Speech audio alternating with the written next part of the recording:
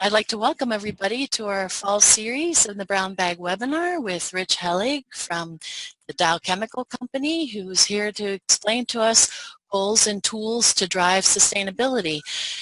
I will be operating this a little differently because I need to drive the slides for him, and I would like to tell everybody we will have our questions at the end as usual, and we would like everybody to send your questions to me, Holly Harris, by chat, and we'll have a reminder later. So without further ado, I send it over to you, Rich. All right. Well, thank you for the introduction, and good morning or good afternoon, everyone. It's a great pleasure of mine to be here today on this Brown Bag webinar series. Next. Some of you may remember this picture. It's been called the Blue Marble and was taken by the Apollo 17 mission in 1972. Before the days of the Apollo flights, and I'm actually old enough to remember those days, all we had were artist conceptions of what the Earth looked like from space. Photographs like this one, though, catalyzed for many people a real new perception of our shared home, the Earth. It clearly conveyed that we all share responsibility for the wise use of its resources and processes. This picture has also been credited with being part of the inspiration for the environmental movement of the time. Also in the early 1970s, on the next slide, Paul Ehrlich and John Holdren at Stanford put forth this equation to define qualitatively the impact, or I, of humanity on Earth systems as being proportional to the population, P, the aggregate level of affluence, or I, and the technologies being employed, or T. I mean, this general concept is still relevant today. We do expect the population to peak mid-century or so, and we expect and want aggregate affluence to increase. Indeed, these two are somewhat inversely related. Higher affluence does tend to reduce population growth. But really, our role is primarily to focus on the T part of the equation. This is where we can have large, sometimes even orders of magnitude impact on changes for some activities or functions. Technology is the term we have the greatest ability to use, influence, and impact. Move forward a couple of decades on the next slide, and the ideas of sustainability and sustainable development were really born and coming into fruition. There are many milestones and quotes one could cite to describe the emergence of these concepts. I've picked one from Dow's past, from Vice President Dave Bizzelli, as quoted in a 1992 cover story of the International Business Week magazine, just before the Rio Earth Summit. This quote captures well the need and reality to continuously quest for what is more sustainable. Perhaps an uncommon thought and focus in 1992, a more common and well-recognized one today.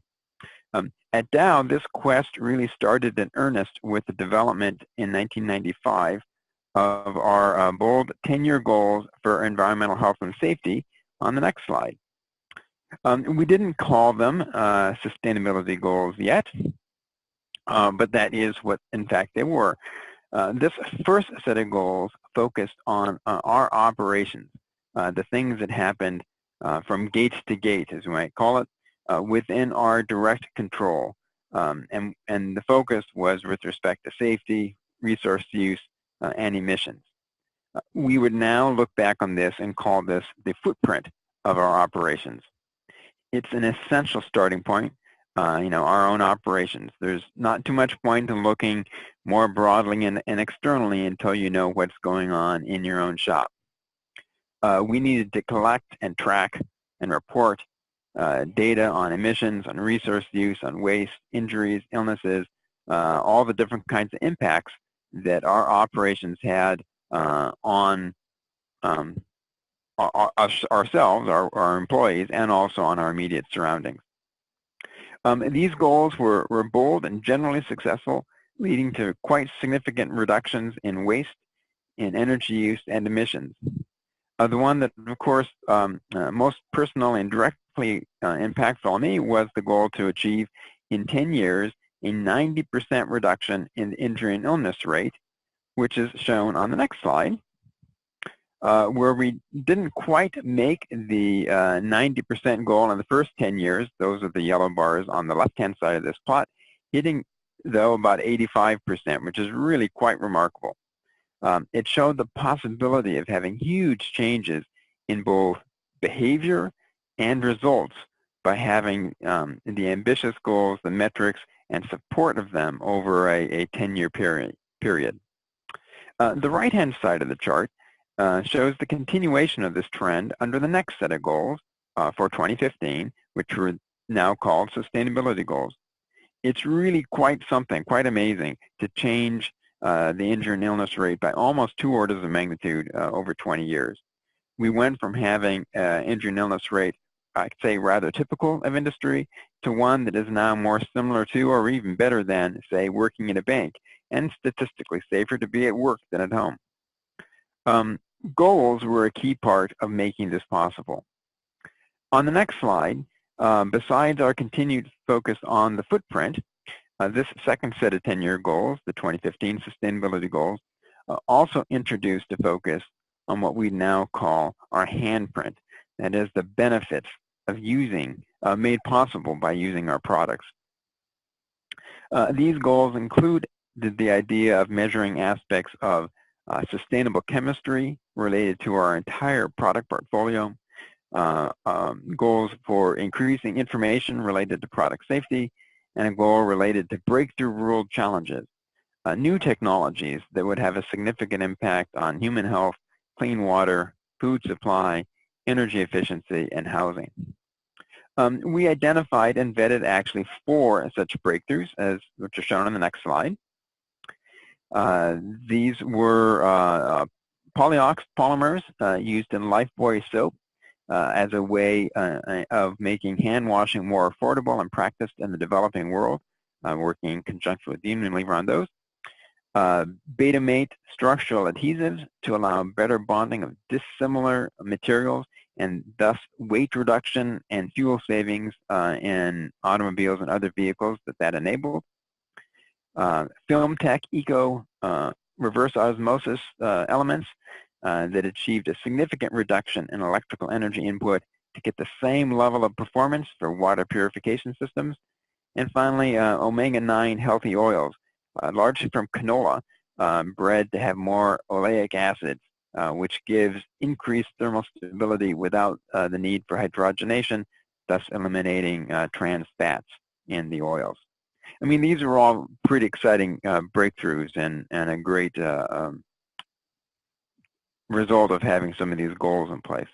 About halfway through this 10-year period, though, for these goals, between 2006 and 2015, we started to think about, well, what would be next?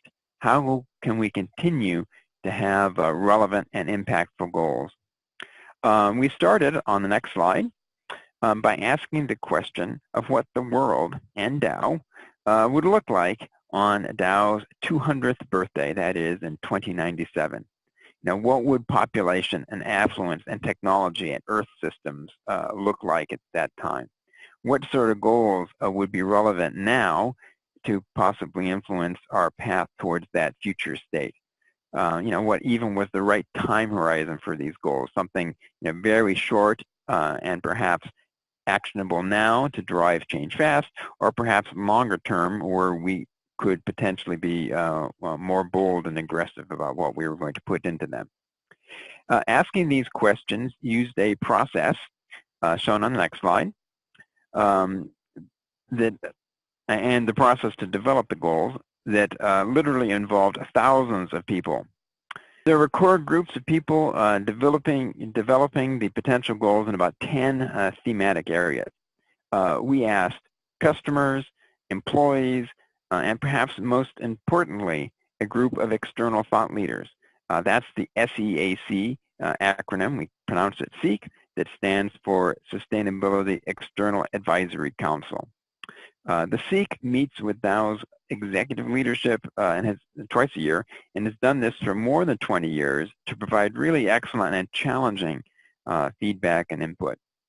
Employees also had the opportunity to comment on what was being developed, and thousands responded. I had the good fortune to be involved in some of these goal development teams and witnessed the many iterations we had between the teams drafting the goals and the executive leadership, for which there's really one consistent message that leadership gave back to the team authors, and that was perhaps you're not being bold enough, which was really great emphasis and encouragement to continue to push us to creating more challenging goals.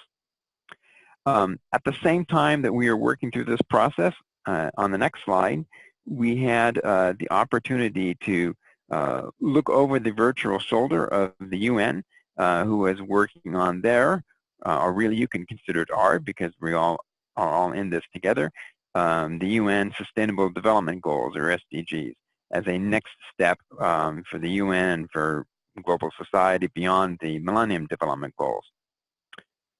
We had the opportunity to, understand how these are being created and look for alignment. And it's of course very easy to just look at the 2 or 3 or 4 word description of these 17 goals at a high level and say, oh yeah, we can align with this, we can align with that.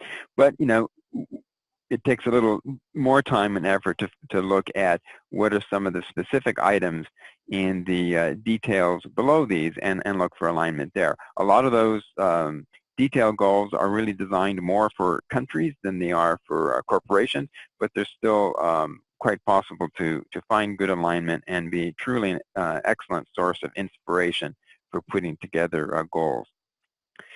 This multi-year broad input iterative process led, as shown on the next slide, to the creation of 7 broad goals for Dow.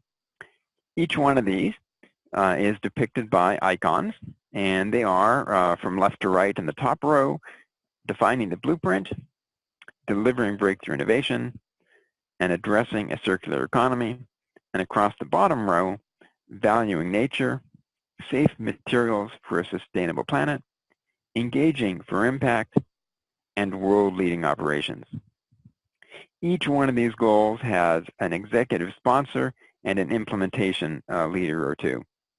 Each has specific milestones and targets from just a couple to a couple dozen, depending on the goal topic, and many of them are quantitative and trackable. They continue to allow us to track and drive work on the footprint of our operations. Always important to have that focus. The handprints of our products and innovations, and the new dimension, this idea of creating blueprints for business and society.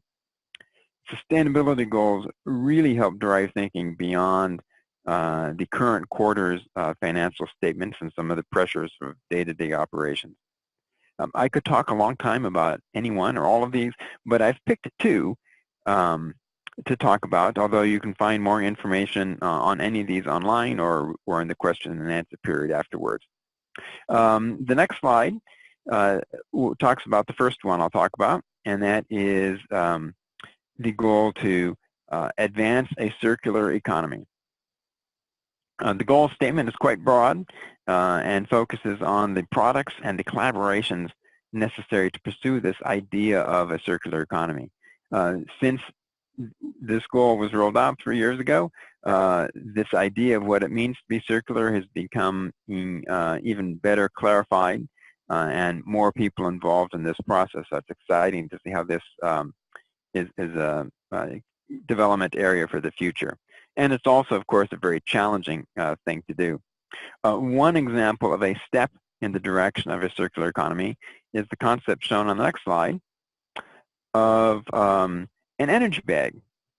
So one of the key challenges to recycle plastics today is that many of them, particularly from packaging, are thin and flexible and multi-layer materials, and they are just difficult to process by conventional mechanical recycling technology because they're physically hard to sort and separate. And even if they're sorted, then the fact they're a mixture of materials may mean that they're not compatible with other higher purity recycle flows, so there's less you can do with them.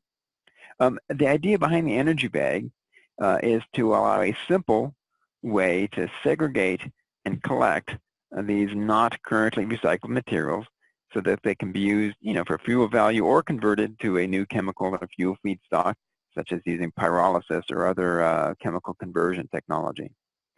We worked with Hefty and other partners to create such a process.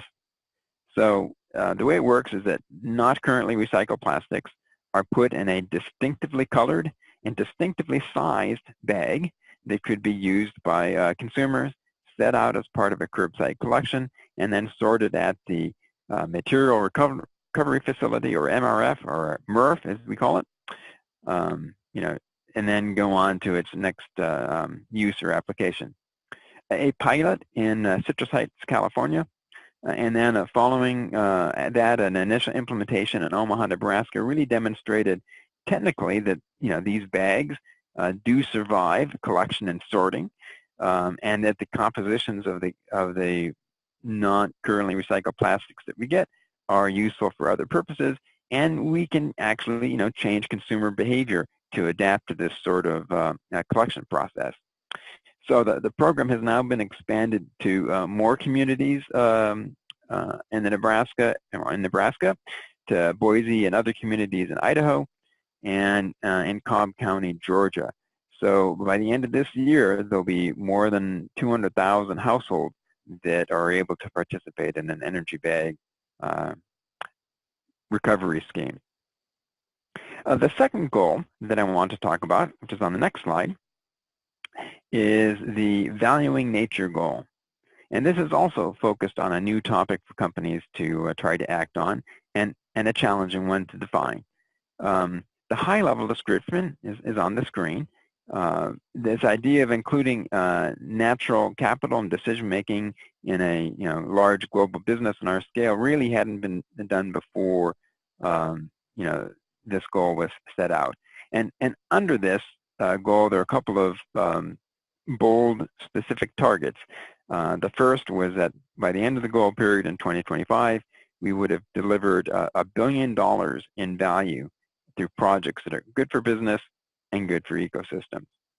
And to help get us going that direction, a goal that by 2020, all R&D capital and real estate projects at Dow would be screened for the valuing nature opportunities.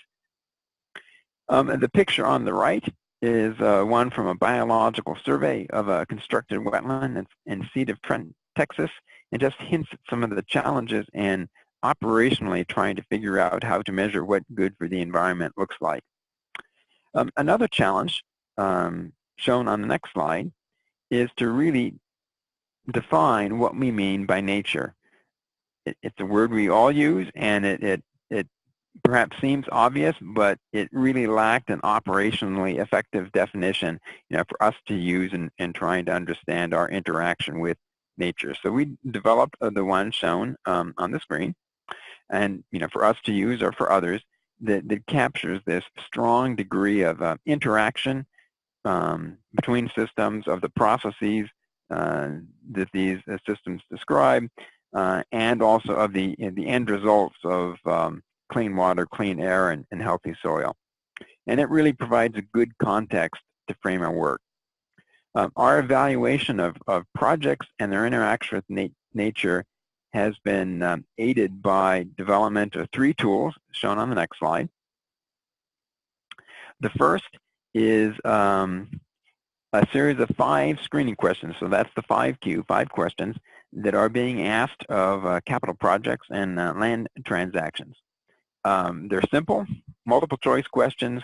They're available for use in Dow currently and on an internal web page. And the 5 questions are, what is the project cost?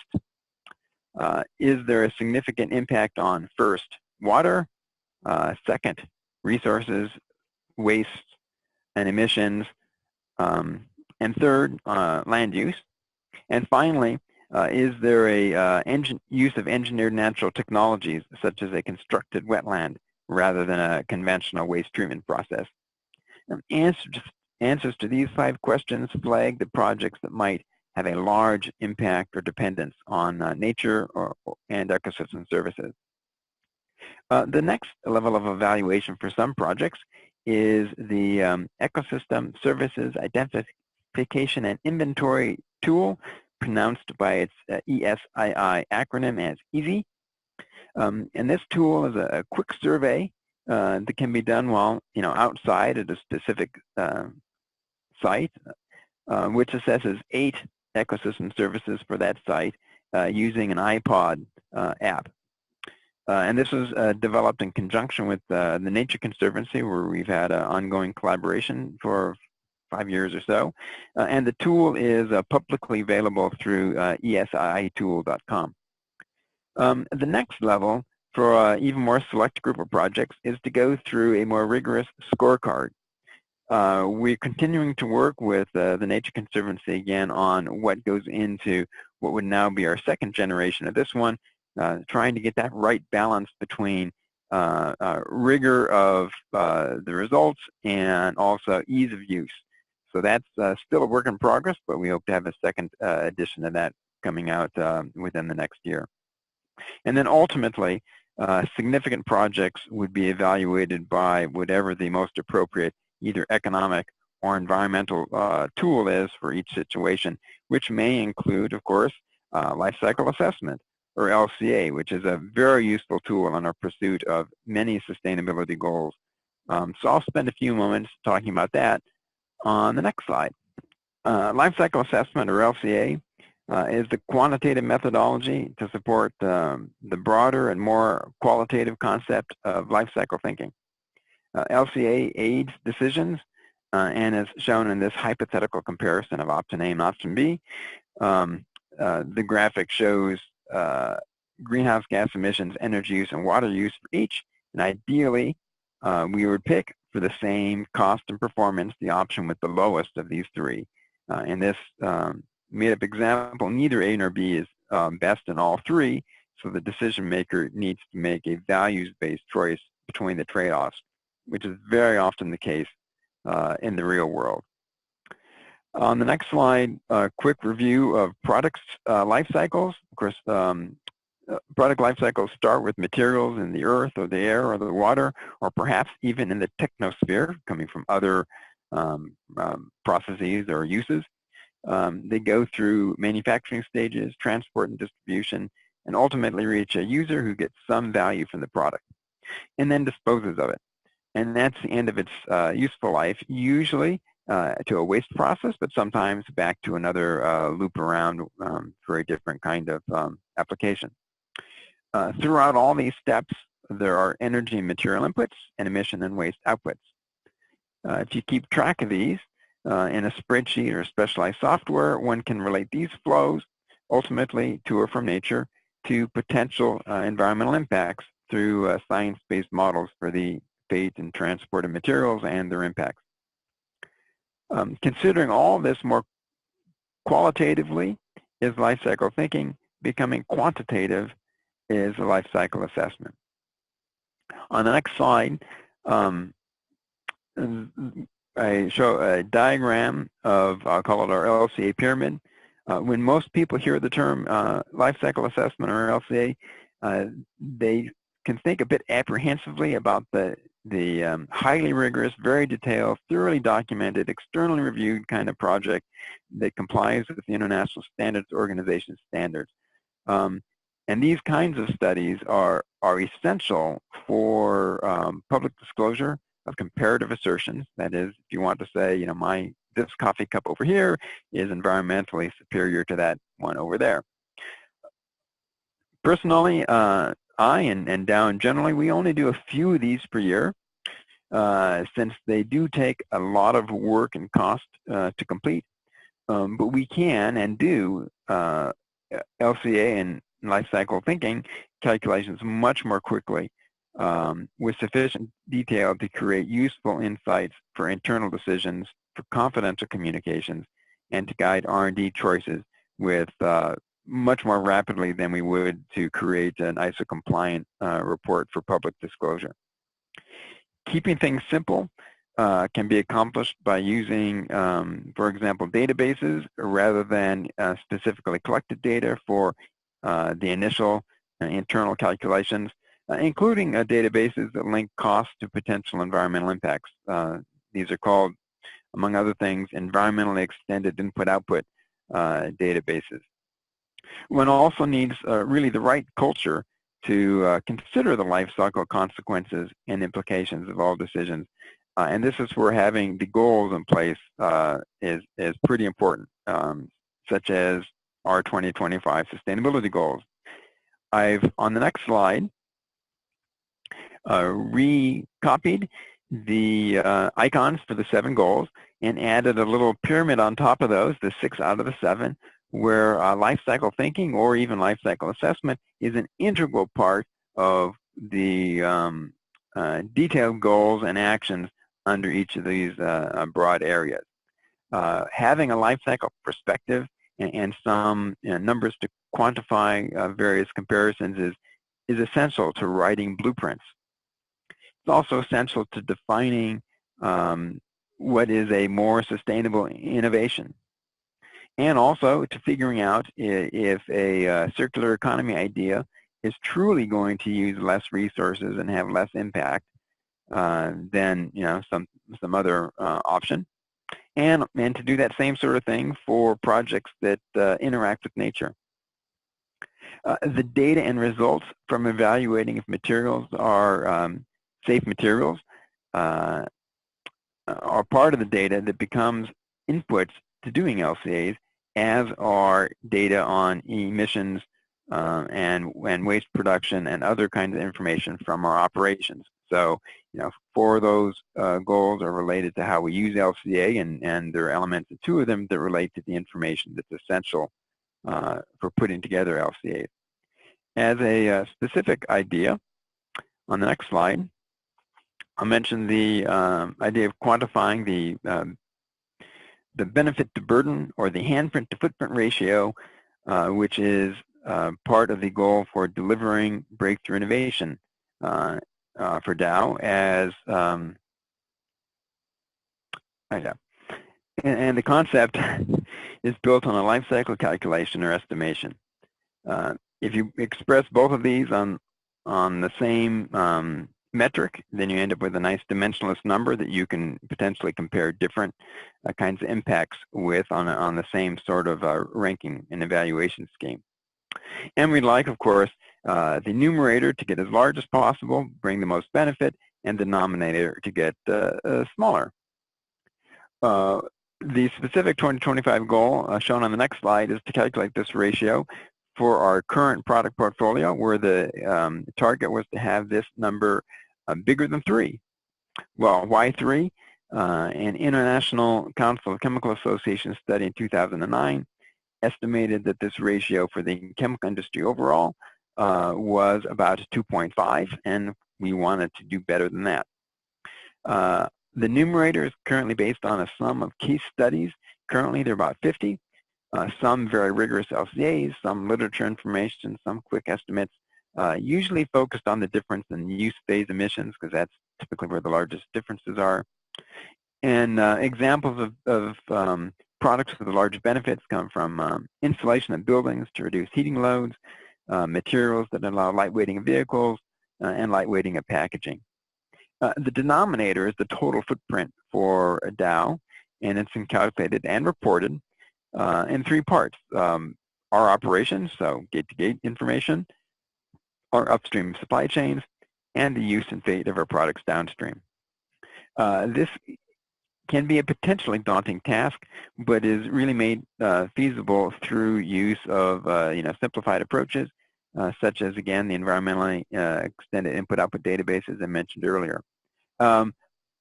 And although we started with a lot of simplified methods to estimate the total company's footprint, we do strive to increase the quality of this calculation each year. Another tool we use to quantify parts of our pursuit of sustainability is shown on the next slide, and that's the Sustainable Chemistry Index, or SEI. And back one, there we go. No, yeah, there we go, excellent. And the idea to create such a scorecard was announced in 2006 as part of our 2015 goals, implemented a few years later and then significantly changed in conjunction with the rollout of the 2025 goals 3 years ago.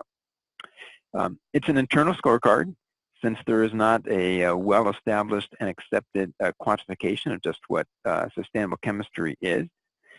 It's evaluated annually by business unit, of which there are 1 or 2 dozen or so within Dow, through a question and discussion process. We look at 4 broad themes in 2 areas. On the product side, we ask about product risk, including a semi-quantitative determination of product risks, identification of top chemical risks, and action plans for them, and external collaborations related to safe materials. We also ask about how products are made and how they address world challenges, which includes the footprint of our operations, and also things like the use of renewable or recycled inputs, and if the products are currently being recycled, and finally if the business is engaging in circular economy projects. On the business side, we ask about strategies and recognition, knowledge of health, safety, and social issues upstream and downstream, knowing the ultimate fates far downstream, and we reward high degrees of composition transparency. In sum, the questions try to drive reductions of our footprint, drive full life cycle awareness of our making use of our products, and a focus on societal needs, and ultimately making safe materials for a safer planet, a sustainable planet.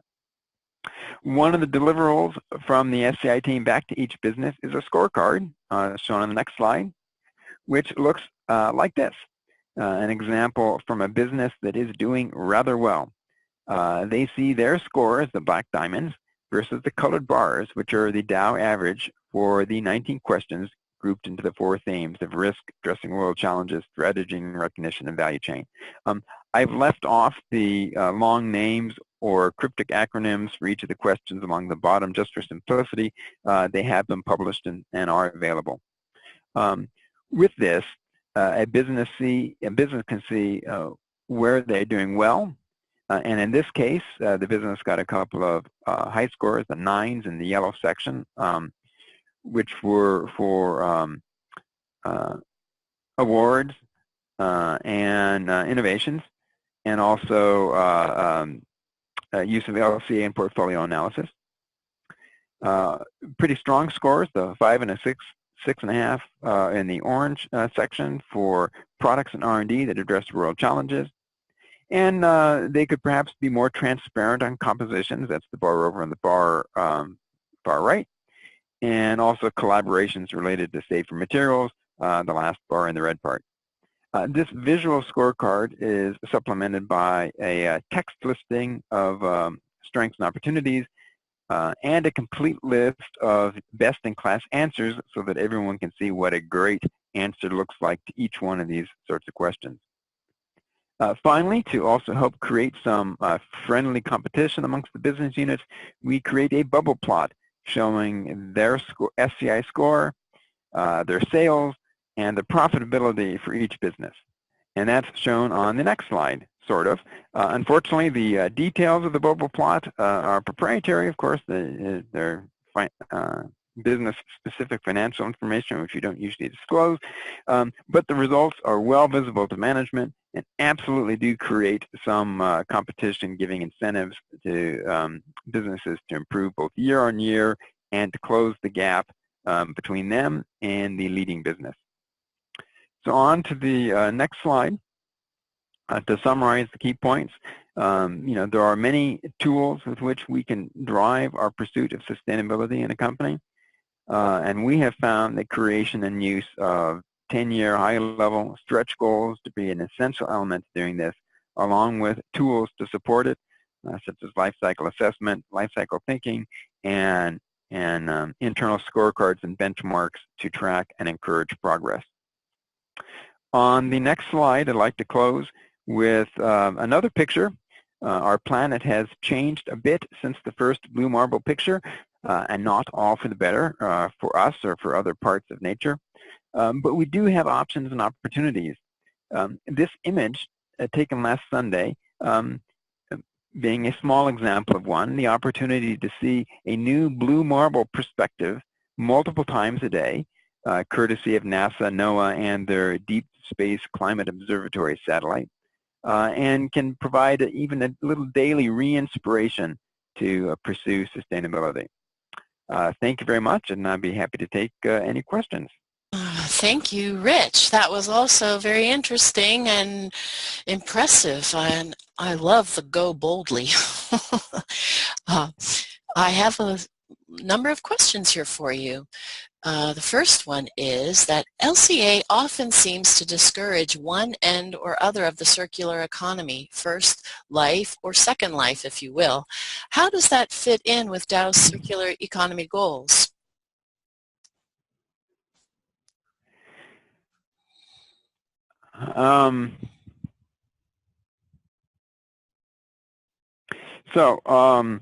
It's a great question, and it is one of the challenges of applying LCA's two circular economy ideas, and I'd say that is an evolving question of just what the right way to do that.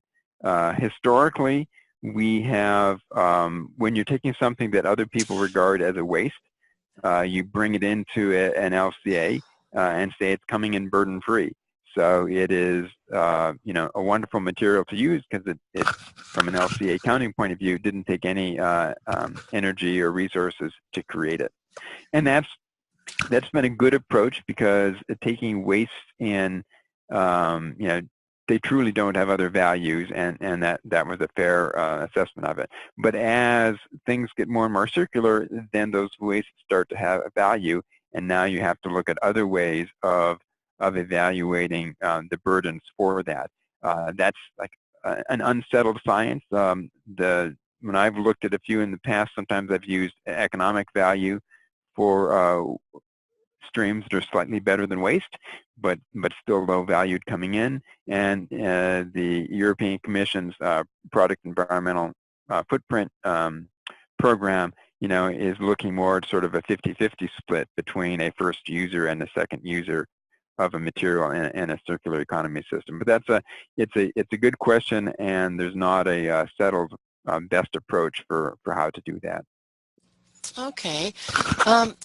Where do you get the monetization values for natural capital? So, I mean, that's a great question too. There's a number of ways of doing it. The most straightforward and the ones that we have used more, you know, come in the realm of looking at engineered natural technologies, where we can actually compare this nature-based solution to something that would be built. So you have a replacement cost, sort of, or an alternative construction cost for a way of providing a particular service, such as fresh water or another ecosystem service. So when you can do that, the economics are more straightforward and on a more solid footing. But otherwise, then you have to look at, I'll say, results out of the social sciences and economics, where you can consider, you know, trying to value aesthetics or other sorts of harder to quantify things. And we haven't done as many of those, but certainly are aware of these other techniques. But the kind of replacement cost asset based is the ones that we've done the most work with. Well, on that note, we know that you have used total cost assessment and SROI to look at your 10-year goals. Do you use that tool outside of the goal process?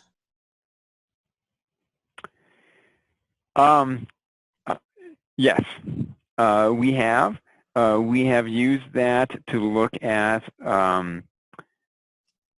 I'll say, elements within the goals.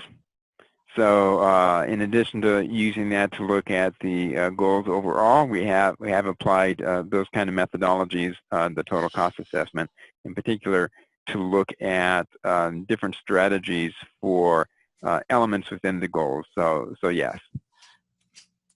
Okay. Let me see. How active is Dow in participating with other circular economy activities, particularly the Ellen MacArthur Foundation's CE 100 program? Absolutely, we're in there. So we are fully engaged with Ellen MacArthur and the new plastics economy. So that's a very important area of collaboration. On the area of marine debris, we're also very involved with the Ocean Conservancy and have been for a long time. And you know, as with Keep America Beautiful, because of course you want to prevent litter and plastics and waste of various sorts from getting to the environment. I mean, that's the best solution. You know, rather than cleaning it up afterwards, you want to prevent it. So prevention is a key thing, and all those organizations have that as a focus. And yes, they are important collaboration partners. Okay. Do you use organizational LCA to calculate the total greenhouse gas footprint? Well, we certainly calculate it for us. One of the metrics that we do report and have for at least 5 or 6 years is the total footprint of Dow, and so that's our organizational footprint, including our operations, everything upstream of us, and downstream emissions, including use of products and disposal at the end of the life. So there was the greenhouse gas protocols standard for corporate carbon footprints, and 12, I think, categories of kinds of activities that should be evaluated, and we look at all of those. Okay. In the benefit to burden analysis, does Dow use versions that isolate the product line greenhouse gas emissions as well as the total Dow emissions for the footprint? So I'll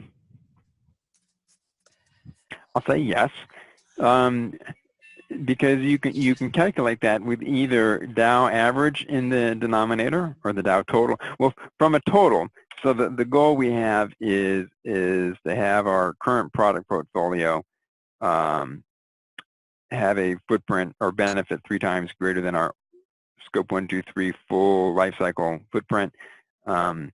And for innovation, we have a goal to have that number be more than 4, and there we compare it to the Dow average. But on a specific project evaluation, we certainly do look at what would be the impact for the benefit of that product versus the burden to create it. And each one of those ways of looking at that benefit to burden ratio gives you a little different sort of insight. It can tell you about how, when you're looking at a product specific, how well you might compete to, you know, a next best alternative. And when you look at it against, you know, the overall Dow footprint, you get a sort of better picture of, is this the kind of product that, you know, and a kind of market that we want to participate in for the benefit we can bring. So it's useful to use the different denominators depending on exactly what kind of insight you're trying to get. Thank you, Rich. Can you explain writing blueprints a little more? Sure. I would say that writing blueprints is still some of it an art. We do have a blueprint for writing blueprints. This is the sort of high-level structure for what we envision them to be, and have brought out some of our initial blueprints, particularly in the area of water and watershed management. So that's one of the areas where we have published, you know, blueprint elements. But it's a pretty wide topic, and I think that depending on the topic you're dealing with, you know, what a blueprint looks like will look different, and I think we will have different implementations and examples to show of, you know, what a blueprint looks like in different areas, and they won't all be the same, but we're still definitely kind of learning how to do that. Okay. And you mentioned the energy bag as one way to deal with waste plastics. What else are you looking at? Can you share that?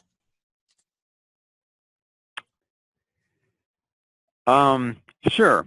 So another good example is work that's going on with on